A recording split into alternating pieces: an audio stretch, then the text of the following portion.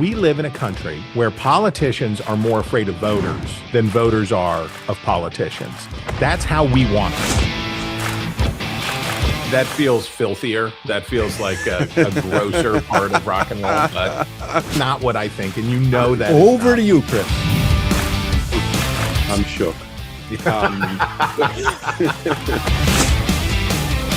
Cool story, comma, bro.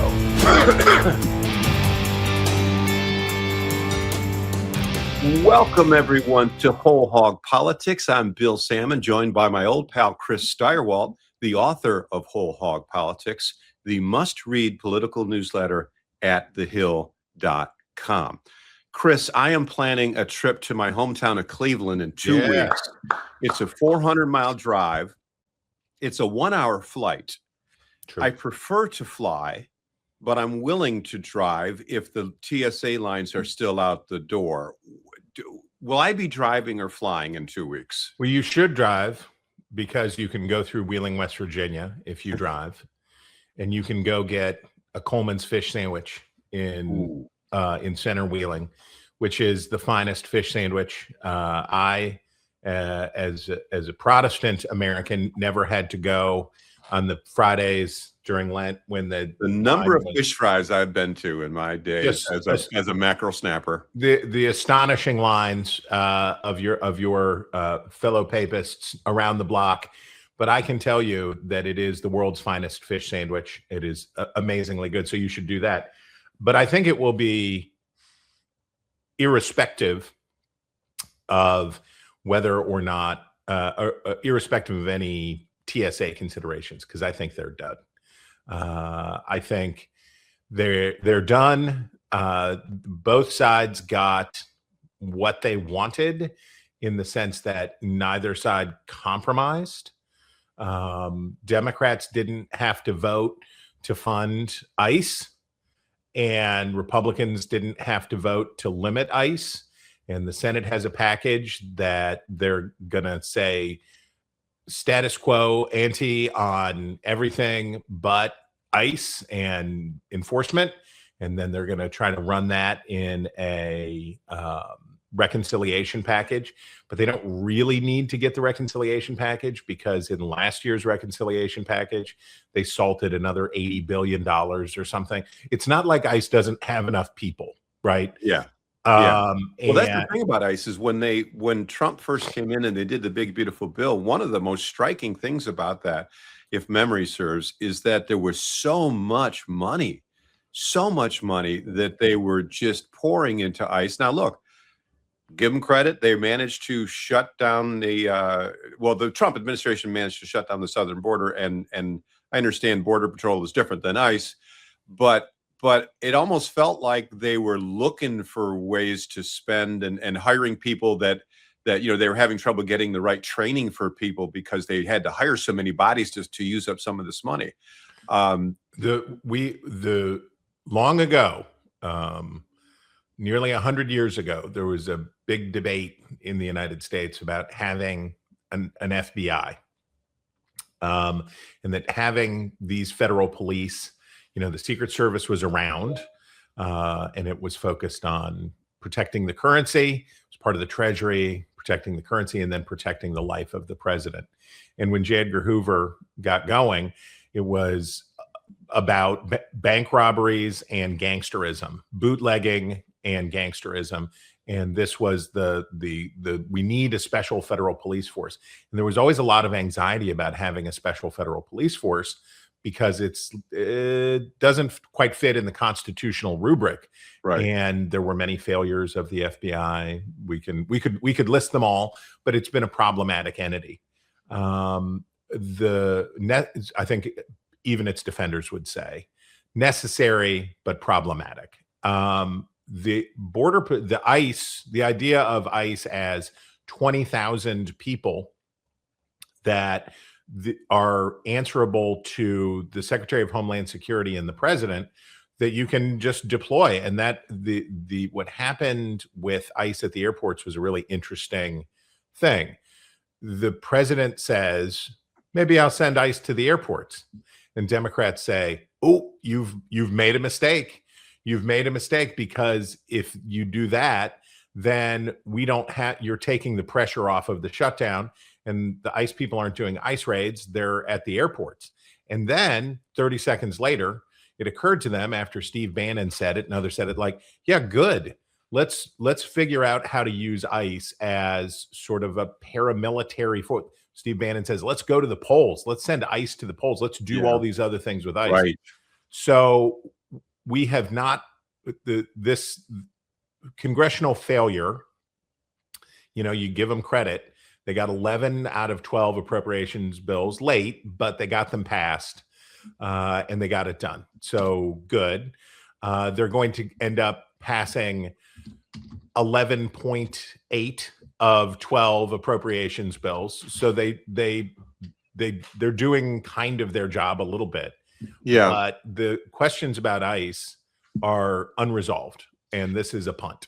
I would say this. I was reading some notes from Emily Brooks, who is one of our really great good notes to read reporters for The Hill this morning, and she's going to be writing something up on this. But I don't know that it's it's necessarily a sure thing that the House is going to be able to figure this out this morning. In other words, the Senate passed a bill in the overnight hours, 2 a.m. or whatever it was, to give funding to the Department of Homeland Services, except for ICE and Border Patrol. In other words, they're going to fund the TSA, the FEMA, the cyber security people, and so on and so forth, the Coast and Guard. the Coast Guard, but not ICE. And so the Senate did that, and everybody's excited about that. But of course, it has to pass the House, which has a very well. Let me ask you a question.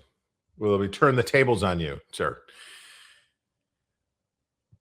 Are there enough Republicans to actively block this legislation in the name of? So we've heard about FISA, that they don't want. They want changes to domestic surveillance. And we hear about the SAVE Act. We're not doing anything until the SAVE Act. Now, I think we know that when Donald Trump said, I'm not doing anything until we do the SAVE Act, we wouldn't be here unless the president was ready to sign a bill. He's not. I can't imagine that Donald Trump is going to pocket veto legislation to reopen those congested airports and get everybody paid. It's funny you asked that. I've got some notes here. It says it would be this is from Emily. It would be difficult to bring the legislation up under a regular rule, which typically passes a party line vote, due to conservative demands for the Senate to pass the Save America Act voting bill. Some conservatives have also said they don't like the idea of breaking up the DHS bill. So there's a couple of, and here's another weird one. There's so many weird arcane rules that govern the House and the Senate. The fast track process of suspension of the rules, which would require substantial support from Democrats, would allow the measure to pass on a 2/3 vote of the House. That option, however, is only available on Mondays, Tuesdays, and Wednesdays per the House rules, and it would take unanimous consent to change that, meaning leadership would be banking on no Republican or Democrat objecting. So I guess what I'm saying is that maybe this thing passes this morning and we all are able to go back to the weekend. I don't think it happens today. It doesn't feel like it does. It feels like it may go into next week, and this, supposed 2-week Easter recess that Congress was looking forward to is not going to be quite. Well, so the interesting thing about it for me is the Senate has flipped the script on the House. So in the previous shutdown, what the House did was say, we passed a bill. We're gone. Peace out, brothers and sisters. We'll see you later. You let us know when you can pass our bill. And the Senate said, yeah, but we told you we can't pass your bill. That's the problem. And the House said, we won't negotiate. And Mike Johnson and Donald Trump kept the House out of session for what? 2 months? More than 2 months? They passed their version and left. Yeah. They jammed the Senate. Basically, a negotiation eventually took place to lift the stalemate, and the House eventually had to pass something else. But I think the Senate is going to say, you know what? You guys have been going through it. This is a real hard, you're having a real hard time over there. We wish you the best. We're leaving. We're going. And you let us know when you're ready to cry uncle. And the Mike Johnson, people would have gone broke betting against Mike Johnson. Yeah, he seems to pull it out at the last minute. He pulls it out, and he pulls it out because, number one, I think he is not seen as a Machiavellian schemer by the members of his conference.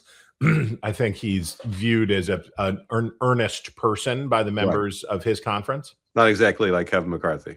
Right. He's also viewed as a true believer on the things that he is a true believer about, that he is, you were saying conservatives before. A lot of the things that are described as conservative in the House are not conservative. They're nationalistic or populistic or whatever. I think Mike Johnson has cred as an actual conservative. Yeah. He's used some, but he has some.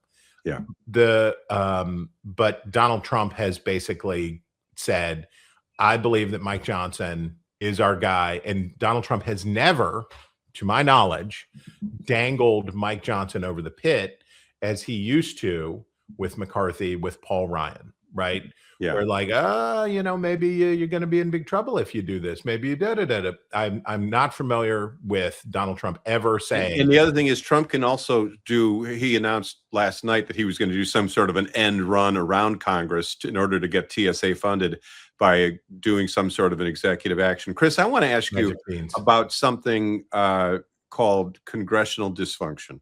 And you wrote about this in today's Whole Hog newsletter, which I highly recommend. But let me just read, if I could, the opening sentences of your column today, and maybe we'll put it up on the screen. If you'd like to understand the special kind of political dysfunction that paralyzes American politics, just consider two numbers, 16 and 97. You live in a country where Congress has a 16% job approval rating and had a 97% incumbency retention rate in the previous elections. Americans say they hate the way Congress works and yet keep sending the same exact lawmakers back to Washington, end quote. You later in your column sort of refer to this as, quote, a doom loop of dissatisfaction and dysfunction, which I think was an album title of a Queensryche live, live in the 80s. That's right. But tell me, Chris, why are those two numbers so far apart, 16 and 97? Because if we are so disapproving of Congress, why do we keep sending back all of them? And I know the answer, but I want you to explain it, which you do a much better job than I would. Well, you know the old joke. The two guys work at a steel mill, and they go in for their lunch break, and they sit down, and one guy opens up his lunch pail, and he says, tuna salad again. I hate tuna salad. I'm sick and tired of tuna salad. And his coworker says, hey, Mac, why don't you tell your wife to quit packing you tuna fish salad sandwiches if you don't like them so much? And he says, hey, I pack my own lunch, Mac. And the problem of Americans who have the power, in theory, to remedy this badly broken, like to use your instant example of the president saying, maybe I can just summon money. Maybe I can spend unauthorized money. I'm going to go for it. That is something that was probably met by relief. That idea was something that was met with relief by Republicans, a lot of Republicans. Because they want to abdicate their responsibility as a co-equal branch of government. Sadly, also some Democrats that are like, well, at least I won't have to do it. The airport will get reopened and I won't have to do it.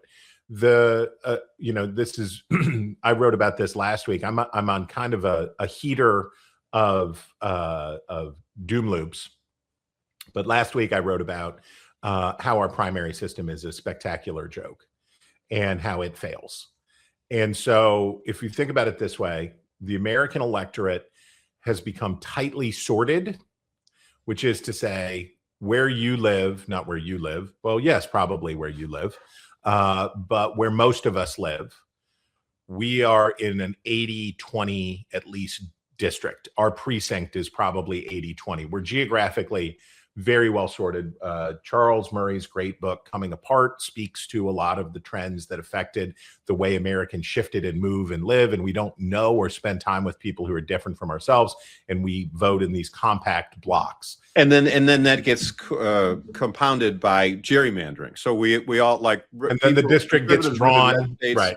And gets drawn around that blue states, and then it becomes even more concentrated because and the media, they gerrymander, and the siloed media that is nationalized and partisan, right? I think the appeal of the Hill, I think the appeal of News Nation, certainly what I'm trying to do on the Hill Sunday is say there is a place where we're going to be aspirationally fair and we're going to try to present different views. I think most Americans are not hearing the other point of view from their own represented in a fair-minded way, right? Yeah, they're seeing it painted, they're seeing a caricature. A lot of straw men are being built. So you take that and then you plug all of that into a primary system where 6% of the total electorate may be all you need to win a statewide election to be a senator. It certainly might, even less than that might be necessary to win a House seat in a gerrymandered district. So the 6% likes what so Anna Paulina Luna is the Republican Congresswoman from Florida. She's the one who says, you pass the SAVE Act or the airports can stay, every airport can grind to a halt from coast to coast. I don't care. You pass the SAVE Act, you do this. I would imagine that the majority of primary voters in her district probably like her chutzpah, right? They probably like the fire that's within her. So the market signal that she's getting is keep going. Whereas if you were to poll the nation as a whole and say, okay, should we reopen these airports, get everything going again? Or should we wait on that until we pass a suite of Republican restrictions on elections that will be litigated in court anyway, and go ahead and do that? And it would be, 75-25. It would not be a close thing. But all the price signals that she gets in her district from her primary electorate say yes. Therefore, people say, if you were to ask the members of Anna Paulina Luna's district, the residents of her district, those primary voters, what do you think of Congress? I bet it'd be lower than 16%, right? Yeah. They would be on the low end of that curve. And then they would say, what do you think about Congresswoman Luna? And they would say, we love her. And so therefore, it is possible to continue to reelect the same people to Congress and then decry the way that Congress doesn't work. Yeah. There was a column in the New York Times this week by a fella named Tom Edsall. I think he used to work at the Washington Post back in the day as a reporter, but he wrote the following quote, the combination of partisan gerrymandering, the deepening of effective polarization, smoldering hatred of partisan adversaries, and the steadily growing number of safe seats has created a calculus encouraging, nurturing, and fostering political positioning far to the left or right of the median voter, end quote. And I think he's spot on, just like you are, Chris, in your column. And I guess my question is this, and you guys make, this is so compelling and so convincing that the system that we have now really is set up to reward people who are, I guess, for lack of a better term, hard left or hard right. The only place where moderates have a shot is in really close districts where it's actually a tight race, which there aren't that many of them left. So here's my question. How does this theory apply then to the presidential election? Because the presidential election is the general election of the presidential election is a close contest, right? As the last several cycles have proven, that's a close call. So given that, you might think, well, the presidential election might be one of those cases where, it would behoove the parties to advance a moderate, or at least a slightly more moderate person than the alternative, which would be a hard lefty or a hard righty. And yet, on the other hand, you have the primary system, which rewards, again, this very phenomenon that we're discussing, which is to say there's no percentage in moderating because the energy is on the left and the energy is on the right. So how does this theory play out? How does this reality, it's not a theory, it's a reality. How does this play out in the general election in 2028, Chris? We talked about this as evidence in the Texas Democratic primary for Senate, where it was a compact majority or plurality. The effort for the experience of Black voters in America since Reconstruction has been, we have to stick together. We are not numerous enough, and the threat to our lives and livelihoods is sufficient that we have to vote as a block, right? We have to vote as a block in order to maximize our power. And, the whole point of the Congressional Black Caucus, for example, is ideological, but it's not entirely ideological. It's us, right? This is us sticking together. And these compact minorities within parties can be really powerful if they're compact. And so what you have, so let's think about 2028. How many people are going to run for president in 2028? We talked about it last week. Dozens, right? Look at the California gubernatorial election. Trying to figure out who's going to be on a debate stage for the California gubernatorial election, where you say, is the threshold at 5%? Is it at 1%? Yeah, and then they canceled the last debate because they got into a fight over who should be on the stage and who shouldn't be on the stage, and should you include fringe candidates and all that. And what's a fringe candidate in a 19-person field, right? How do we determine any of these things? So the name of the game, as Donald Trump and Bernie Sanders proved, the name of the game in an era of weak parties. So it's the impulse for the parties is the same, or the rewards are the same as they were in the conventions era. So basically, we had the thing happen with Kamala Harris in 2024, which was talk about a throwback. The party decides, I'll say, but the way it happened in the old days was the people who ran these parties at the local, district, and state level gathered together once every 4 years and had a big argument about who to pick. And they wanted the same things that voters want now, which is, who is the most conservative or most liberal, most progressive candidate that we can choose then that will still prevail in a general election? Who is the person that threads the needle? We can get away with it. That we feel they will represent our desires and interests, our policy preferences, but still be able to triumph in the general election. So that's what those conventions were for. The conventions, when they were conventions, were for, okay, let's fight about how far left or how far right we can or should go and still have a viable candidate for the general election. Now that happens with 3 million voters, because that's about who's participating in the early primaries before you get to the point where it's all Super Tuesday. Yeah. So the desire is the same, but the mechanism for satisfying the desire is badly broken, in that if you have no sorting mechanism other than, well, we're going to go to Iowa, we're going to go to New Hampshire, we're going to go to South Carolina, and we're going to go to Nevada. We're going to see who drops out and who comes out on top. If 25% of your party is sufficient to bulldoze your way through, you've made no concessions, right? You've kept your 25% together. In fact, by making no concessions to the other parts of your party and uniting it, you haven't united your party.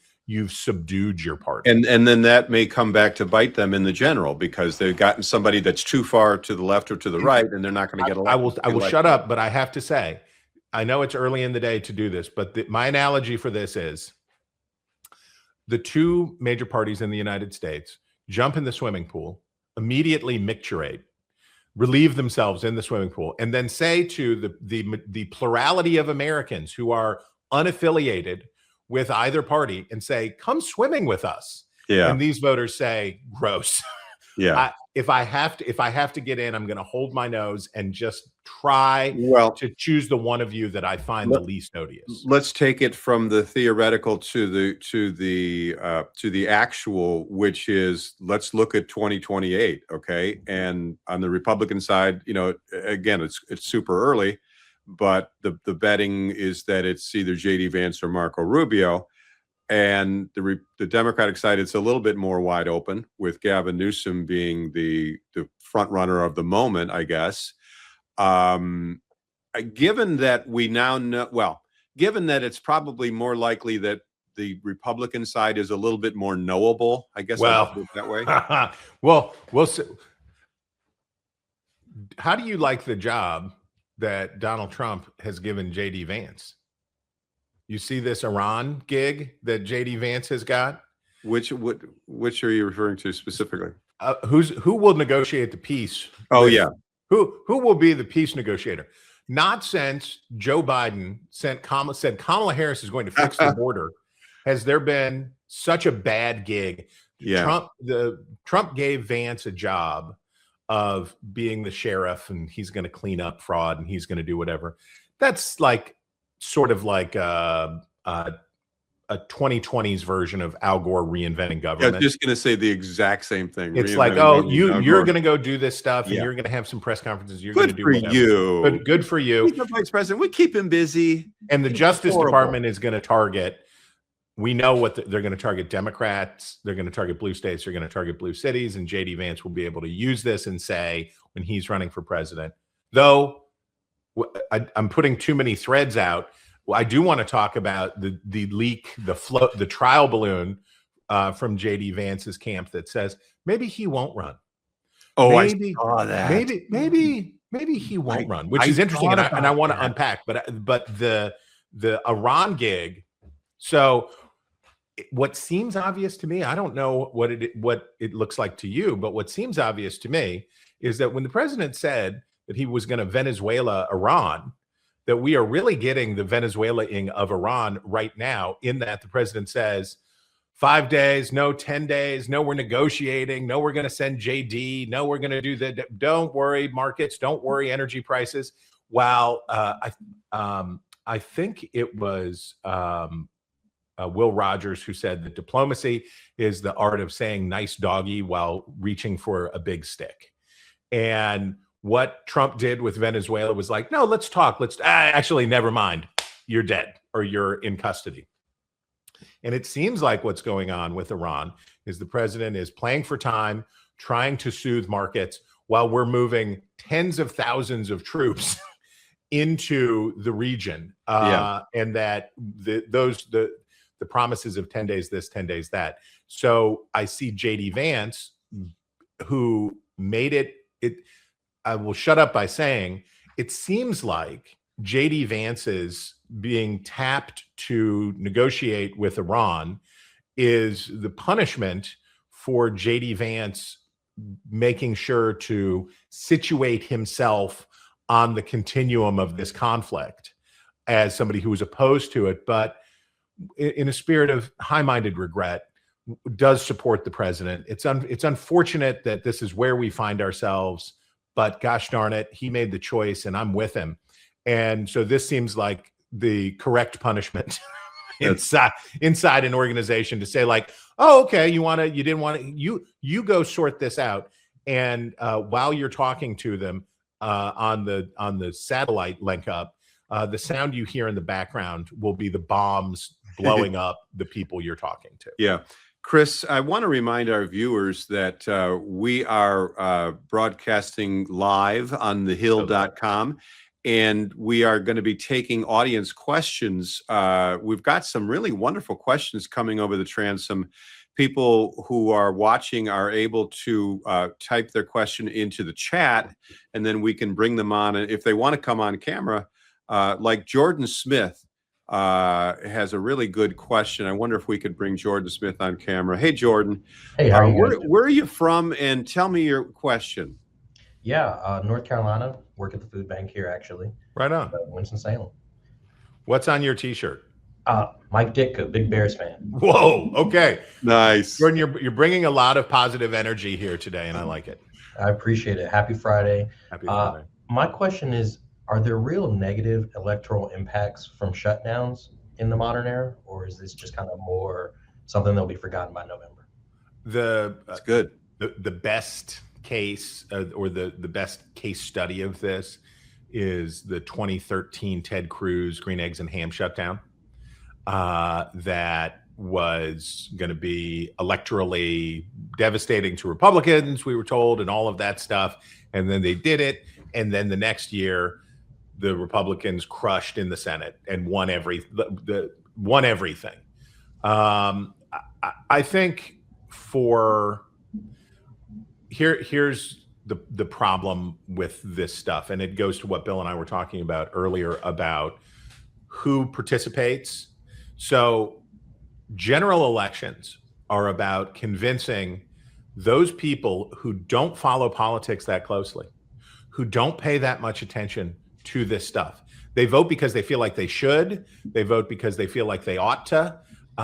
They vote because they want to express their dissatisfaction. But let's be honest, we're weird. What percentage of Americans, I don't know the answer to this, but what percentage of Americans are aware that we are in a partial government shutdown? I don't know. I mean, there's been a lot of coverage of it, but who's watching it? Basically, the way to think about elections, this is mean.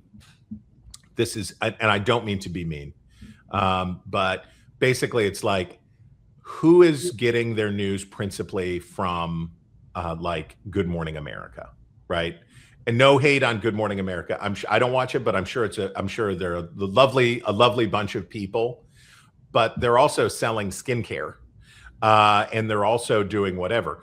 So they do the news for like 30 seconds here, and then they're like, now on to adorable pets and great skincare products. So that's a very long way of saying a shutdown is real and important for the, 40% of America that is to some degree politically addicted and engaged. And then the election is decided by the next 30% of people who they're willing to get in the pool. They're willing to get into the befouled pool. And I just don't think they probably care that much. I just don't. I would be very, very, very surprised if come November there is any persuadable voter that says, I was gonna vote for party X, but I didn't like the way that they handled the shutdown. Therefore, why? Now, it is true that the knock-on effects are material. So what has been the economic cost of this in both the direct economy about people who haven't been getting paid? They're going to get paid now. What is the direct cost to the economy and the slowdown at the airports? What are the missed opportunities? Like all of those are, but it's the voters who are being affected in their perception of how things are going aren't probably saying like, and because of the shutdown. Great question, Jordan. Fantastic question. Thank you so Fantastic much. T-shirt. Chris, by the way, I just want to again reiterate, those are the kinds of questions that we love to get here on Whole Hog Politics.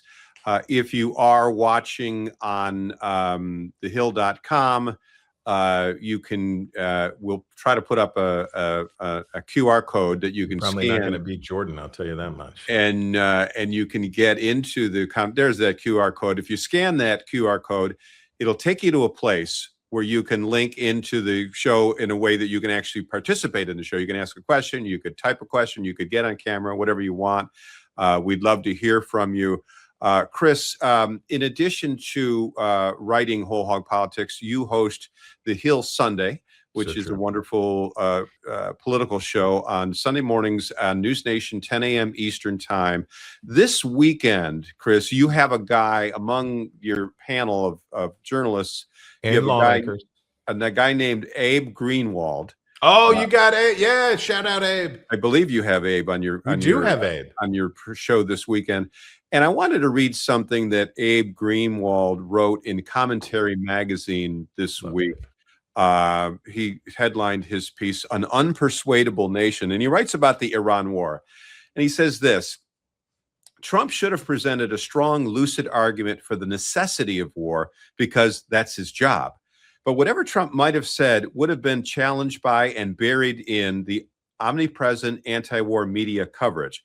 If Americans can look at the stunning success of the war so far and proclaim it a failure, we are not at this moment a people who can be convinced of the necessity of war, end quote. And before we unpack that, I want to read one other thing, a similar sentiment from a guy named Brett Stevens, who's a columnist at the New York Times. And he writes this, quote, to hear the critics' version of events, an unprovoked and unnecessary attack on Iran launched at Israel's behest is already a foreign policy fiasco that has put the global economy at risk without any clear objective or end game. Still, if past generations could see how well this war has gone compared with the ones they were compelled to fight at a frightening cost, they would marvel at their posterity's comparative good fortune, end quote. My question is this, Chris. It's hard to make sense of how the war is going when on one hand you have sort of the media and the chattering classes basically calling it an absolute disaster in every way possible, and on the other hand you've got Trump and Hegseth saying it's going swimmingly and it's going perfectly. I mean, I guess as with most things, the truth is somewhere in the middle. Donald Rumsfeld has many famous quotes. But one of his most memorable was in 2003. He said, you go to war with the army that you have, not the army that you want, or whatever, however he said it. And if you can hear the an echo of that in Abe and Stevens's piece, but it is, you go to war with the president you have. Right. And basically what the people, the neocon is a loaded word. Let's say hawks. The problem for hawks is they're saying, like, I know Trump is a problem. I know Trump is not doing a good job with this, but gosh, look at what the military has done. Yeah. Right? Look at the astonishing success that the military has done. Here's the imaginary Trump is a rhetorical device into which columnists and pundits have fallen many, many times, an abyss into which they have fallen many, many times in the past decade. But I will dive in here one time, and it is, you can imagine that given the level of control that the president has over Republican media, Republican aligned media, and you can imagine, so take the issue of transgenderism. This is an issue that faced, particularly on sports and on gender, what the left calls it, gender affirming care, but on medical interventions for gender dysmorphia for minors. These were questions where a hard line had formed that this was not different from gay marriage. This was, in fact, and that gay marriage was not different from the struggle for civil rights. This is a continuation of this question. And if you deny people these things, they'll kill themselves. And how dare you? And it was a hard, it cooked up fast and set real hard. And it got shattered, right? It was obliterated and revealed to be, on sports particularly, like a 75-25 issue. So imagine a world in which the Trump administration, imagine a world in which Pete Hegseth wasn't the Secretary of Defense, and imagine a world in which the White House had message discipline and wasn't doing the communicating in the way that it's communicating and doing the way that it's doing. I disagree with Abe in that I think the imaginary Trump could have broken through. I think that support for the conflict, which continues to erode, Nate Silver has a convenient tracker for what it's like, and you can see the trajectory, right? You can see how it's going. I don't think it had to be that way. I don't think it had to be that way. And I think that the problem of going a war of choice, you can argue that it is not a war of choice because we were eventually going to have to confront Iran, and that it would be necessary that military action was going to be necessary to confront the problem of Iran because negotiations were just not going to be sufficient with this regime. But at least anyone would acknowledge that the timing was a choice. And I think that the salesmanship on this and the communication on this was done very, very poorly. Chris, I think we have another question from a gentleman named Tom Lamparter. I hope I'm pronouncing your name right, Tom. Perfect. Correct me if I'm not. Is that correct? That is You've correct. written in. I now see the man himself. There is the actual Tom Lamparter. How are you That was doing? me. How are you? Great Welcome, to meet you. Tom. What's on your mind today? Well, particularly since Chris is dressed like a boxing referee. Who won, right? Or is the fight not over? Who won in the shutdown? Both parties won in that they got to do what they wanted to do and didn't have to make a vote they didn't want to make. And you lost. So congratulations, America. I might argue that in this case, you could argue that Republicans lost because in the previous weeks, there were several times when Democrats offered exactly what was voted on this morning. And Republicans said, no, you're not going to split it up that way. We got to do that on the whole package. And so now Republicans have, I think John Thune used the word pivot overnight. Yeah, we had to pivot. Well, So I guess you could make the argument that they caved a little bit. Well, then we need Mr. Lamparter to tell us whether he means who won politically or who won on the policy.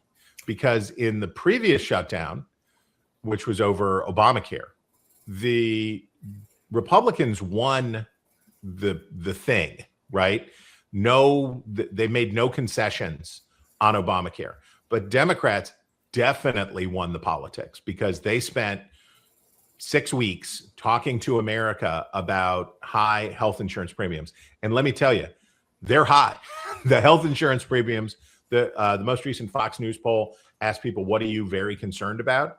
Healthcare costs are number 2, right? So it goes inflation, prices, healthcare, which is also prices, and 3 is gas, which is prices. And Democrats did a real good job on they lost the issue, but they won the politics. I think on this one, the Democrats may have won the issue, Bill. I agree with you because yes, the Republicans cracked and they said, look, fine, just take it out. We'll just set it aside. But I think on the politics of it, I don't see a clear clear winner here. I think they both get to go back to their primary voters and say, we held firm. And you know how much everyone loves a draw in boxing, right? Yes, exactly. Ding, ding, ding, ding, ding. Tom, it's very nice to meet you. Yeah, it's nice to meet you too. I very much enjoy all of your activities. I'm very centrist, as are you guys. So this all started with a discussion about how do we give independents a voice? Yeah. In primaries. How? And I don't know the answer, but I know we have to when you've got this giant voting block. I answered Mr. Lamparter's question, and he had an idea for a third primary, I think, in which everybody else votes in the primary. But I think that just ends up as a third party. Oh, this is in the the newsletter today. This is a correspondent. I'm answering. This is the mailbag come to life. Yeah, this is a mailbag come to life. Yes, I love it. I love it. I'm happy if to make it just one, but I don't know how practical an idea that is, because there's no upside for Democrats or Republicans to let me just say that the fact that the government itself is the principal organizing force of these two parties is a big problem. Yes. The institution of publicly run, governmentally managed primaries as the means, when we think about all the reasons we have such weak parties and therefore such intense partisanship, we could talk about the tragedy of McCain-Feingold compounded by the rightly decided but still consequential Citizens United decision.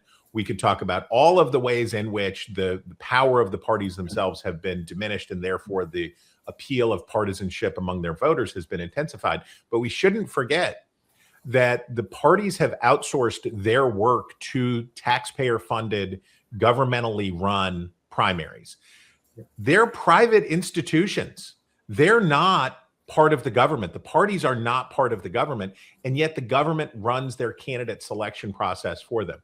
I think that the California system right now strikes me. I'm a big fan of ranked choice voting for primaries, not for general elections. I don't like it for general elections. I think you should have a clear winner, and it should be decisive in the general. But for primaries, when you have 25 candidates, I think ranked choice voting makes a tremendous amount of success. That being said, the California system is simple. And the parties, and I don't know whether I ranted about this in my response to you or not, the parties sued when Washington and California went to all-party primaries. The parties sued to say that they were being stopped from their constitutional right to association. You're stopping us from association. And the courts eventually, after back and forth, said, no, you have a right to associate, but you do not have the right for the government to enforce your association, because that's what election laws do. If you say the government has to sort out the people who are allowed to choose your candidates, that's not you associating, that's the government enforcing your association. And that's not your First Amendment right. Tom, thank you so much for that. And it's an example of how we not only love to have the calls on camera or the questions on camera, but Tom wrote in a question that Chris answered in this morning's Whole Hog newsletter, and it was a very thoughtful question and a very thoughtful answer. Chris, I want to ask you about, and by the way, there's still time for other viewers to get in on the conversation. If you have a question, put it in the chat. We'd love to put you on camera if you're not too camera shy, and get a question in to us. And you can scan the QR code that will be on your screen in a moment, and it'll allow you to go to a link that'll get you in, so you can write a question to us. Chris, I want to show you I want to talk for a moment about the midterm elections. And I want to, in particular, play for you a little soundbite from Senator Ted Cruz, who was on a podcast earlier this week. And this is what he said about the midterm elections and the prospects for Republicans prevailing. I don't disagree with the proposition that politically, where we are right now is a challenging position for Republicans. That if the election were held today, there would be a very good chance we would lose the House, and we could lose the Senate as well. Now, obviously, I hope that doesn't happen, and we do have 7 months until Election Day, so we've got time. And I think we've got a remarkable record of success, much of which has not been communicated to the voters. And so I think we've got a real record to campaign on. And I don't believe that what is happening in Iran will be front and center in November. So my question, Chris, is, first of all, will Iran be a big factor in the midterms? And I know it's still ongoing and we don't know how it's going to end, but just based on what you know now in this snapshot in time. And secondly, in a more broad sense, Cruz seemed to be saying there that there's time for Republicans, excuse me, to dig out of this hole. And I think you've kind of concluded that there may not be time for that at this point. Well, I mean, first of all, where is our lighting? Can you imagine if we could have lighting as good as that? I don't know what that podcast is, but where That is looked that? good. That looked good. Looked like he was in Casino Royale. I'm just over here with an Abe Lincoln cardboard cutout behind me, just trying to get by.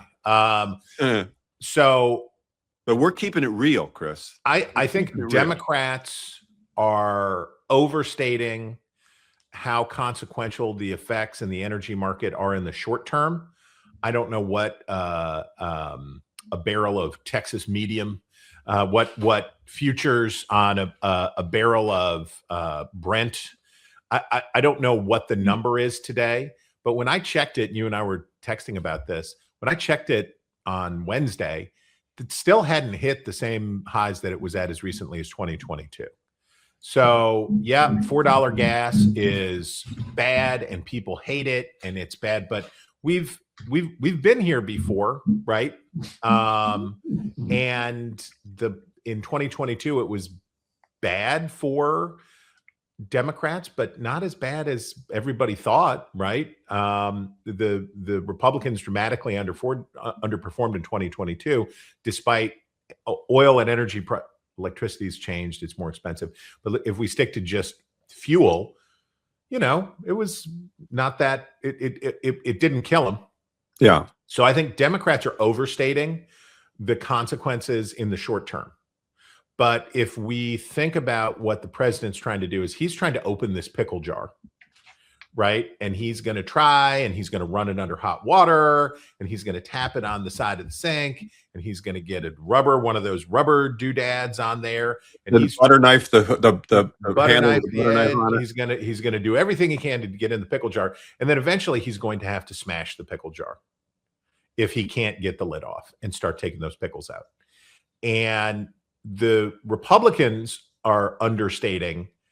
Neil Ferguson had a piece on this at the Free Press, which I found fairly convincing, which is basically, if we are landing troops in Iran and we are engaging in an invasion of Iran, even at a small scale, if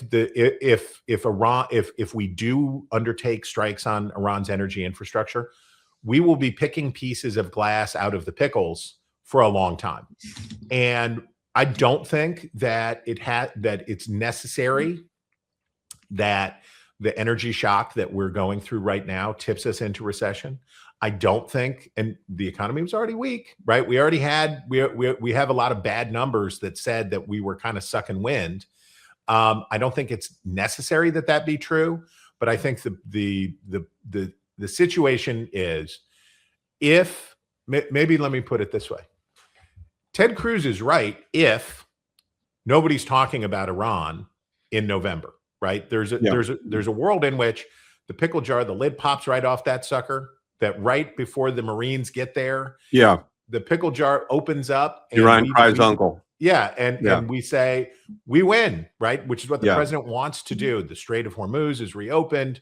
We declare victory, or the administration declares victory. We say it's good, and that, by Labor Day, it's not being discussed. But I will put it, the counter is, if we are still discussing Iran come Labor Day, it will be very, very, very, very, very, very bad for Republicans. It will be very, very, very, very bad. And Chris, so duration matters a great deal. Chris, I don't know if maybe I'm obsessed with the Maine Senate race, and maybe I need an intervention. But I couldn't help but notice this past week, a couple of days ago, Emerson released a set of polls on the Maine Senate race, and I was so struck by them. And look, you could say what you will about early polls, and you could say, well, if it ain't that early, it ain't that early. Emerson's a good poll, and it's. But here.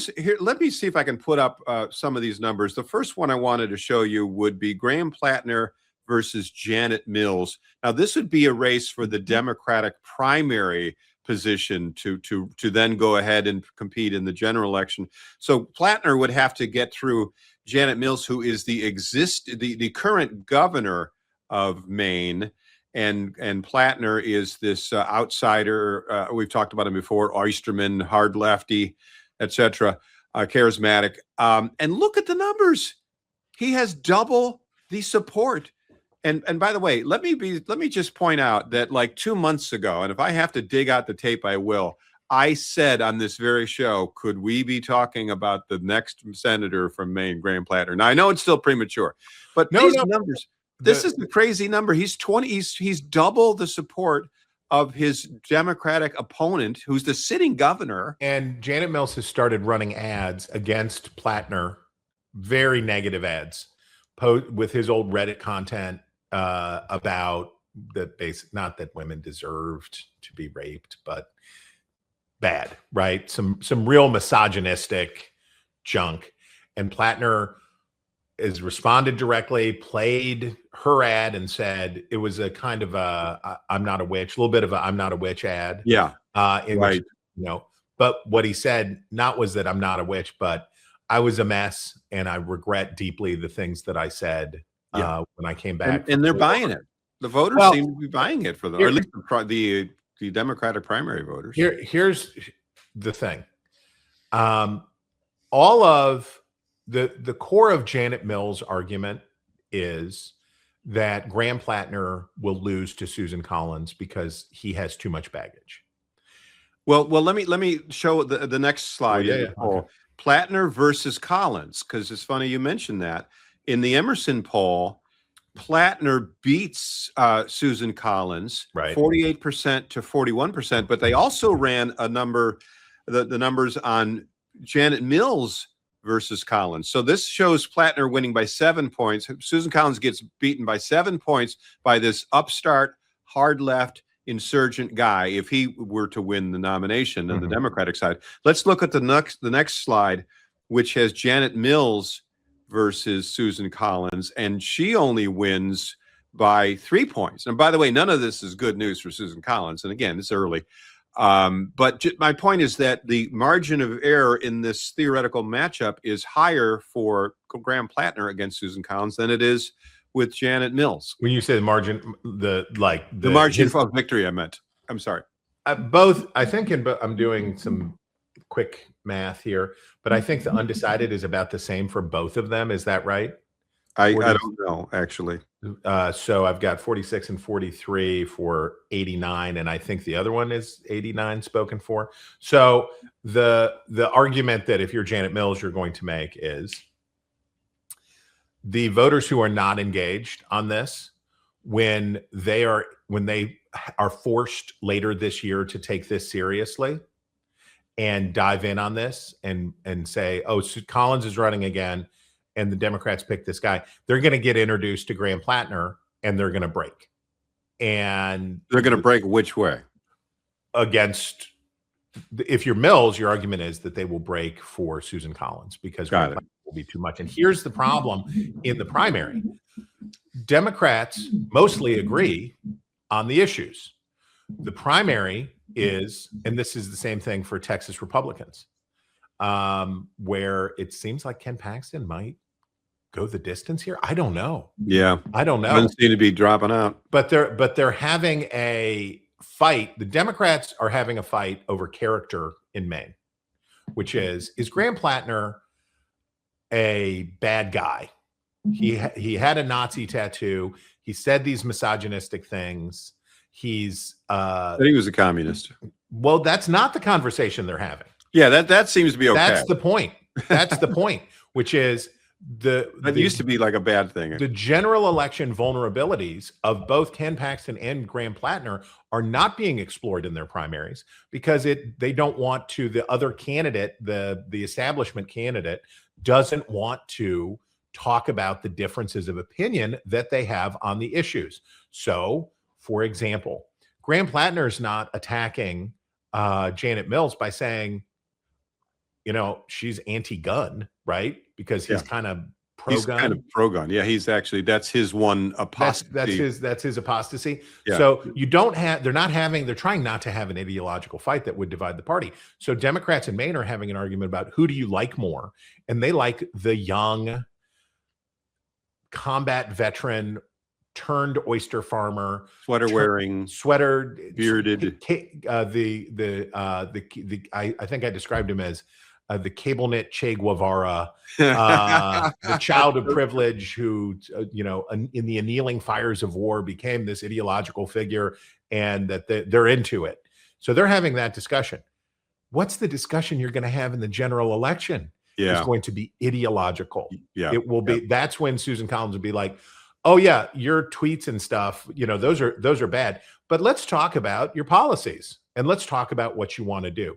That's not a discussion that can happen in the primary. And I think Maine Democrats like Graham Platner, and they want somebody young and they want something different. And they look down to Zoran Mamdani in New York and they say, couldn't we have a charismatic progressive? Yeah. Couldn't we do Can that we have our too? own Mamdani? And they might. Like here's the thing.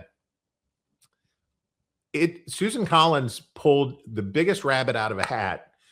Susan Collins' victory in 2020, the only ticket splitting victory that took place in the 2020 election where the Senate race went a different direction than the presidential race. Don't count her out. It was the biggest political upset since Donald Trump's 2016 victory. It was a stunning. No, we will not count her out. But it's also possible that you just can't beat the math if you're a Republican in Maine this year. It may just be that maybe her string has run out. That maybe her string has run out. So maybe Graham Platner will join Elizabeth Warren and Bernie Sanders in the Senate as part of a Democratic Socialist / ultra progressive bloc from New England. I don't know. Speaking of string running out, we are out of time, folks. Thank you so much for a great conversation. Chris, thank you. Again, I'm Bill Sammon, joined by my old pal, Chris Stirewalt. We will see you next week on another edition of Whole Hog Politics. Woot woot.